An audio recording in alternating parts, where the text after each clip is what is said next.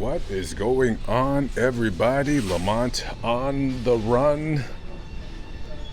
Today, we're going to talk about how people sometimes claim that they're having a bad day.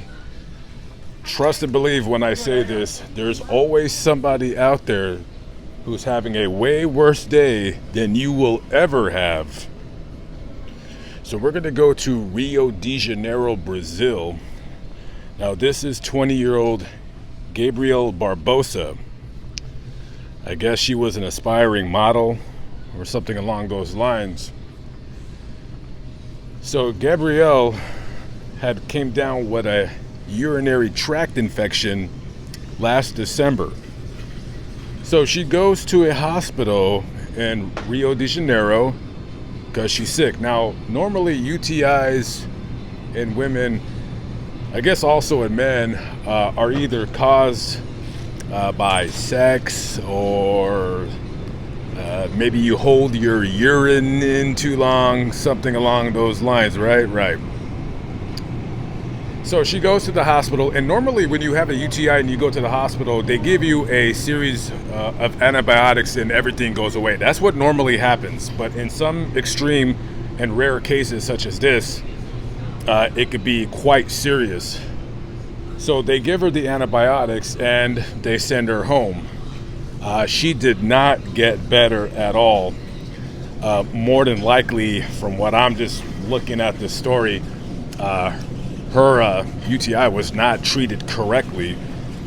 So she's getting sicker, and everything is not going away as it should.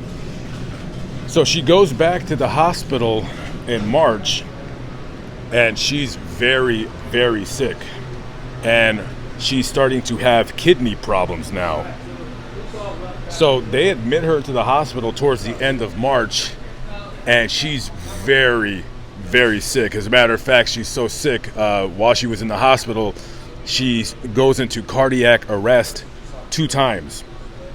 And to help save her life, the doctors put her in an induced coma. Now, while this is happening, she's developing sepsis, and then she goes into septic shock. And one of the symptoms of septic shock is when in your blood, these little blood clots start forming in your bloodstream. And when you're supposed to be getting blood flow to your extremities, i.e. your feet or your hands, that blood flow is not getting to those areas that it needs to go to.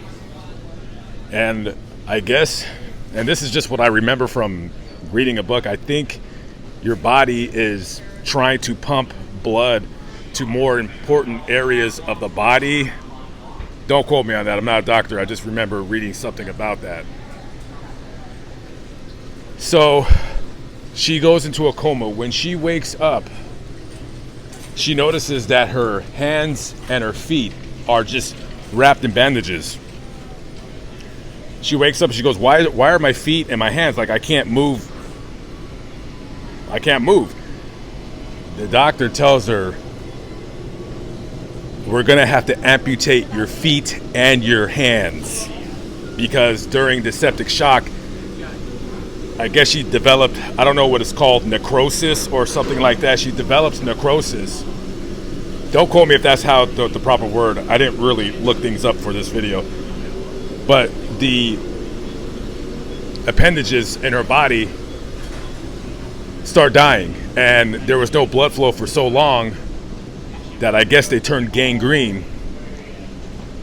And to save her life, they amputated both of her hands and her feet. And now, this is a picture of her. She has, I would say, quite a long way to go in terms of recovery.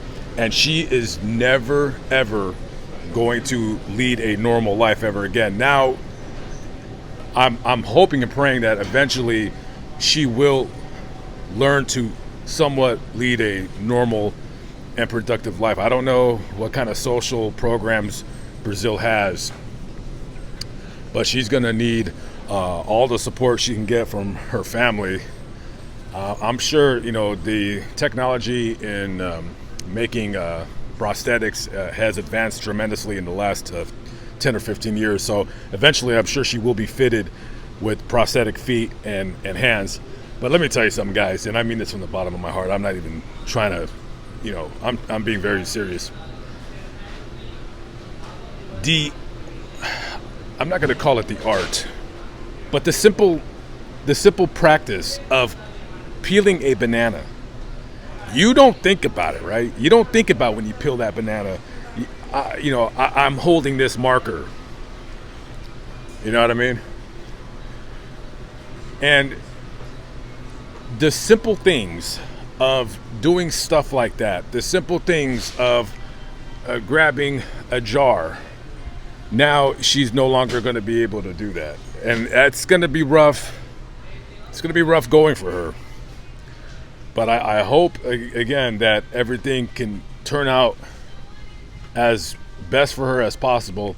And just a little bit of advice to you guys. Don't ever, ever, ever take anything for granted, because tomorrow it could be taken away, and that's it. And every day I wake up, I can sit up in my van, I can drive, I can see, I can hear, I can walk, I can run, I could do all kinds of stuff. And people should never take that for granted. I don't know why that guy was trying to avoid my camera, so I still got him. He was doing a little bit too much hiding. I think he has a warrant for his arrest. But you know what I'm saying. So always be thankful for your health.